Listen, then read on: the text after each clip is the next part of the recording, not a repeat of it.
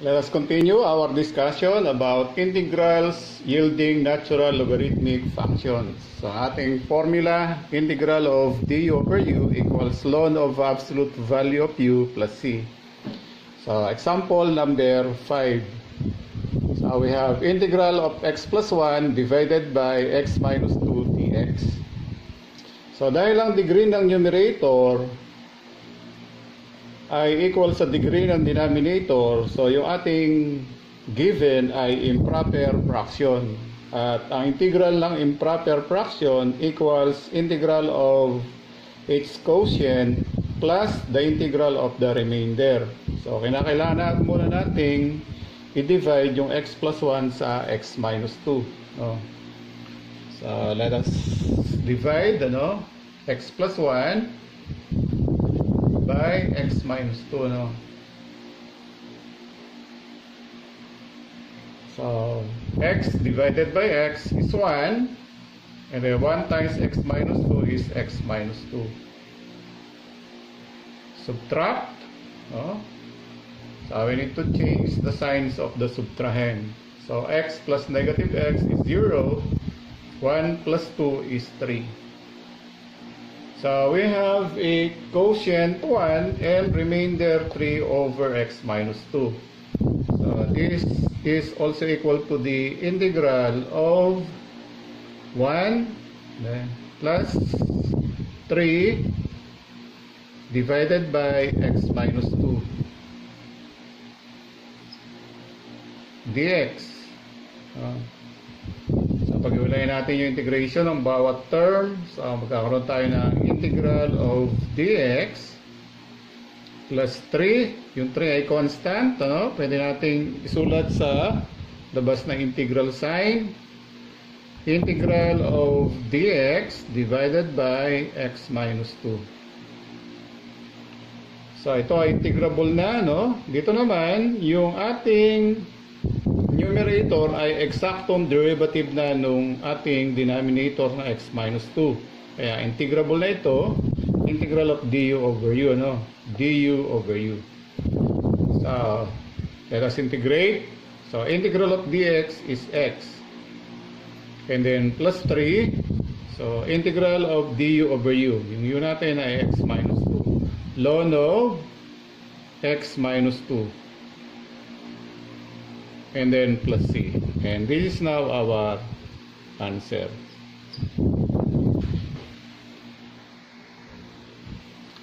Next, let us have another solution to the problem. So this integral is also equal to the integral of x minus 2 and then plus 2 plus 1. Then divided by x minus 2 dx. So ang ginawa ko, nagdagdag ako ng negative 2 at saka positive 2. So negative 2 plus 2 is 0. So itong integral na ito ay equal din sa ating problem. Kaya rin naman, let us add 2 and 1. So kakaroon tayo ng integral of x minus 2. 2 plus 1 ay 3. So, divided by x minus 2 dx. So, itong integral na ito, pwede nating pag-iwalayin sa dalawa, So, addition siya ng fractions with common denominator x minus 2. So, pag pinag-iwalay natin, so magkakaroon tayo ng integral of x minus 2 divided by x minus 2. And then plus 3 divided by x minus 2. And then times dx. Ngayon, x minus 2 divided by x minus 2 is 1. And then plus 3 divided by x minus 2. And then times dx. So, pag-iwalayin natin yung integration ng bawat term. So, kakaroon tayo ng integral of dx. Yung 3 ay constant. Pwede natin isulat sa labas ng integral sign. integral of dx divided by x minus 2. At pareho na silang integrable, ano? So, let us integrate. Integral of dx is x plus 3. No? Integral of dx divided by x minus 2 ay ln of x minus 2 and then plus c. So, this is now our answer. Okay, next. Example number 6 na tayo. So, yung ating problem, integral of 3x plus 2 divided by 2x minus 1 squared dx. So, dito sa problem na ito, para ito ay ma-solve, no? So, ang gagawin natin, yung 3x plus 2 ay isusulat natin in another expression having a factor of 2x minus 1. So, paano natin yung gagawin? So, ang gagawin natin, di-divide natin yung 3x plus 2 sa 2x minus 1. So, let's do division again, no? So, 3x plus 2 divided by 2x minus 1. So, 3x divided by 2x. So, 3x divided by 2x. Cancel x. No? So, sagot natin 3 over 2. So, 3 over 2. So, 3 over 2 times 2x minus 1. O, 3 over 2 times 2x ay 3x. And then, 3 over 2 times negative 1 ay negative 3 over 2. O, subtract, ano? So, we need to change the signs of the subtrahend. So, 3x plus negative 3x is 0. Yung 2, gagawin natin 4 over 2. No? So, 4 over 2 plus 3 over 2. So, the answer is 7 over 2. So, yung ating quotient ay 3 over 2 with remainder 7 over 2. Okay. During our elementary days, tinuruan tayo ng teacher natin kung paano mag-check ng division. Ano?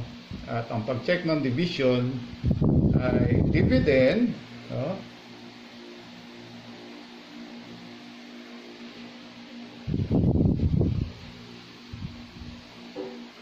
Equals quotient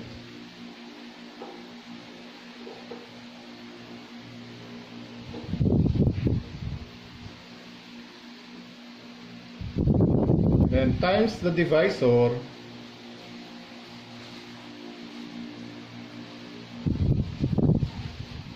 plus the remainder. So ayan yung pag-check ng division, kung tama yung ating division, ano? So, yung ating dividend ay yung 3x plus 2.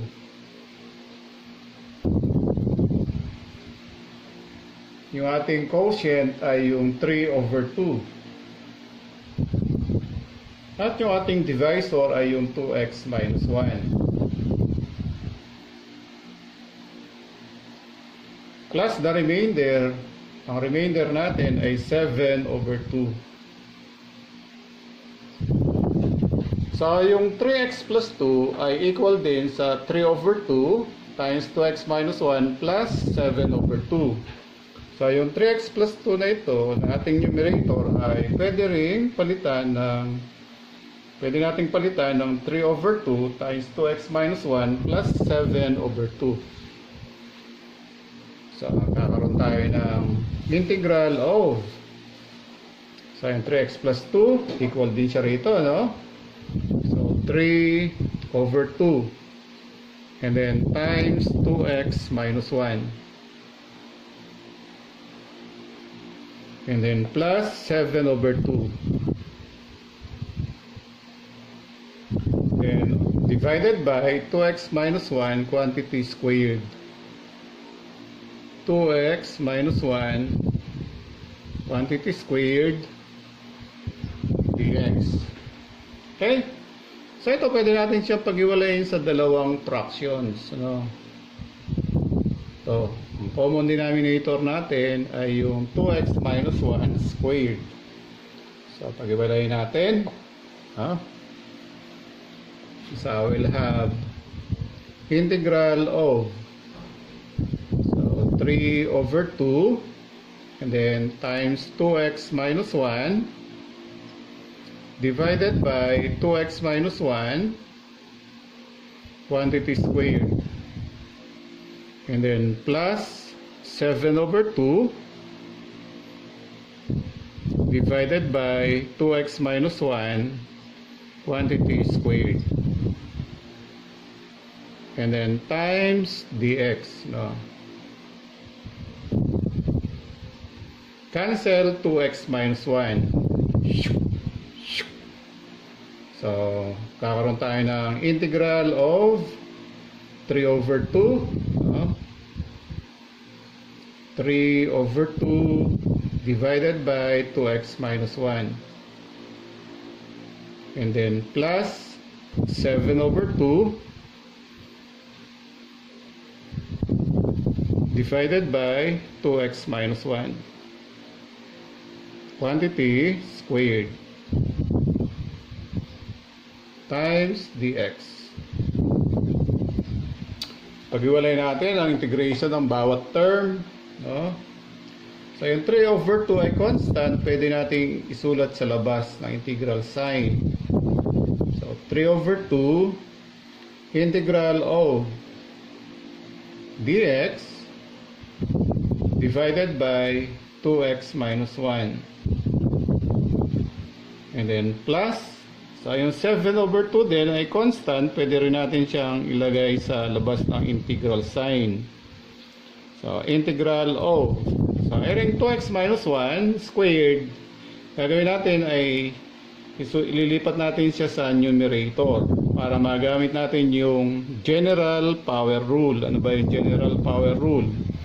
Integral of u to the n du equals u to the n plus 1 divided by n plus 1 and then plus c, where n is not equal to negative 1, no?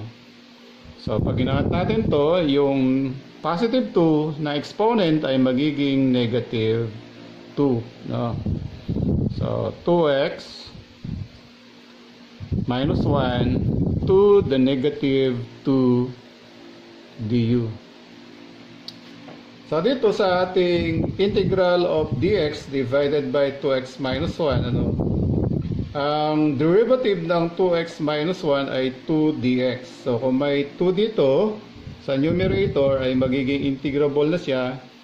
So, gamit yung formula integral of du over u. So dahil walang 2, para makumpleto yung derivative ng 2x minus 1 ay magmumultiply tayo ng 2. And at the same time, para hindi mabago yung problem, magmumultiply din tayo ng 1/2, no? Ito naman, integral of u to the n du, yung du ay derivative ng base na u. Yung base natin ay 2x minus 1. At ang derivative niya ay 2 du, no?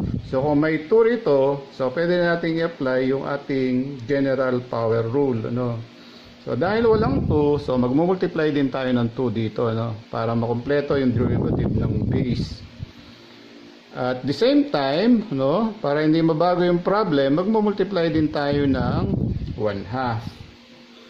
So, pwede na silang ma-integrate ngayon, ano? So, 3 times 1 ay 3. And then 2 times 2 ay 4. So, ito ngayon ay integral of du over u na siya, no?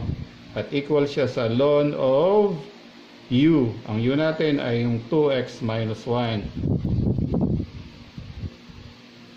And then plus 7 times 1 ay 7. And then 2 times 2 ay 4. So ito naman, integral na siya ng u to the n du, no? Sorry, this must be dx, ano? 2 dx.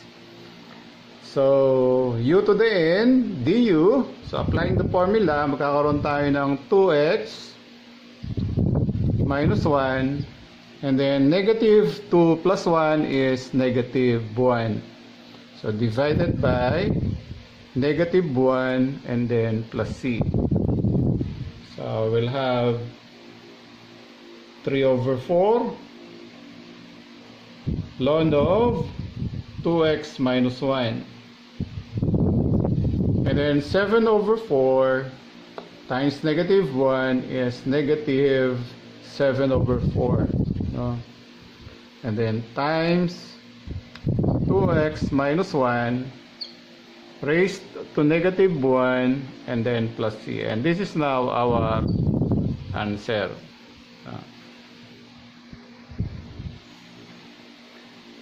Next, let us have another solution to the problem. No?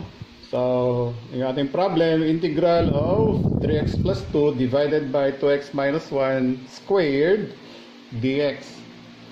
So, sa solution natin na gagamitin o nagagawin, ay gagamit tayo ng integration by algebraic substitution. Ano? So, dito, let u be equal to 2x minus 1. 2x minus 1. Kaya rin on, solve natin yung 2x. So, magkakaroon tayo ng u plus 1 equals 2x. Solve natin yung x. No? Multiply both sides by 1/2. So, 1/2 u plus 1 equals x. Kaya rin on, kuhain natin yung derivative of both sides. Ano? So, meron tayong 1/2. Derivative of u is du. Derivative of 1 is 0. Derivative of x equals dx. Okay? Kaya rin on, yung problem ay susulat natin in terms of u. So, meron tayong integral sign. So, ito siya, no? Tapos, meron tayong constant na 3. And then, times x. Kaya lang, yung x equals siya sa 1/2 of u plus 1. Or u plus 1 divided by 2. 1/2 of u plus 1 ay equal din sa u plus 1 divided by 2. And then plus 2. Oh. Tapos divided by 2x minus 1. But 2x minus 1 equals u. And then squared. Oh. And then times dx. But dx equals 1/2 of du. So times 1/2 of du.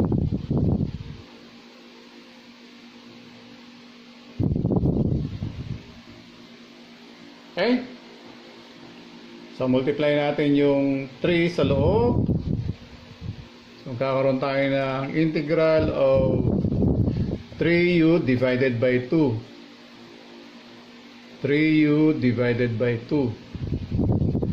3 times 1/2 ay 3 over 2. And then plus 2. And then times 1/2 du divided by u squared. Add natin yung 3 over 2 at saka yung 2. So this is 4 over 2 plus 3 over 2, no? So magkakaroon tayo ng 3u over 2 plus, so 3 over 2 plus 4 over 2 ay 7 over 2. And then times 1/2 du divided by u squared. Multiply natin yung 1/2 sa loob, no? So, magkakaroon tayo ng 3 over 2 times 1/2 ay 3 over 4. And then times u. And then 7 over 2 times 1/2 ay 7 over 4. And then divided by u squared. And then times du.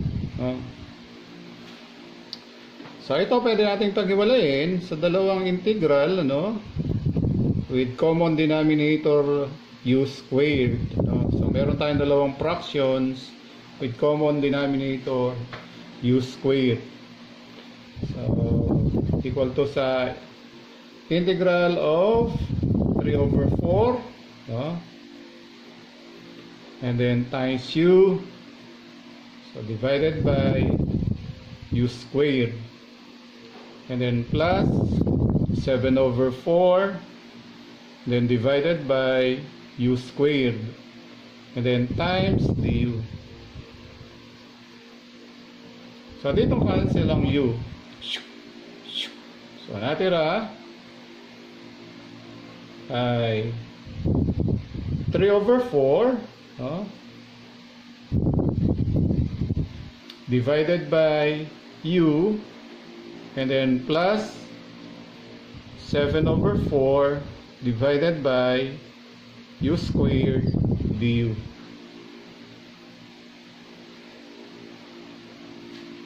Paghiwalayin natin yung integration ng bawat term, ano? So let us continue here. So I will have 3/4 constant yun. So pwede natin siyang sulat sa labas ng integral sign. So 3 over 4 integral of, so du over u. And then plus, so yung 7 over 4 ay constant din, no? So pwede nating isulat sa labas ng integral sign. So yung u squared, iangat natin sa numerator para magamit natin yung general power rule, ano? So pag tinaas natin to, magiging u raised to negative 2, and then du.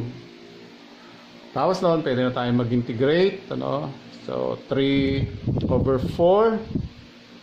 So integral of d over u equals ln of u. And then plus 7 over 4. Integral of u to the n du equals u to the n plus 1 divided by n plus 1. No? So u negative 2 plus 1 equals negative 1. So divided by negative 1 and then plus c. Carry on. Substitute back the value of u, which is 2x minus 1. Ano? So I'll have 3 over 4 ln of u. Ang u natin, 2x minus 1. And then 7 over 4 times negative 1 equals negative 7 over 4. Tapos yung u natin ay 2x minus 1, ano? So 2x minus 1 raised to negative 1 and then plus c. And this is now our answer, ano?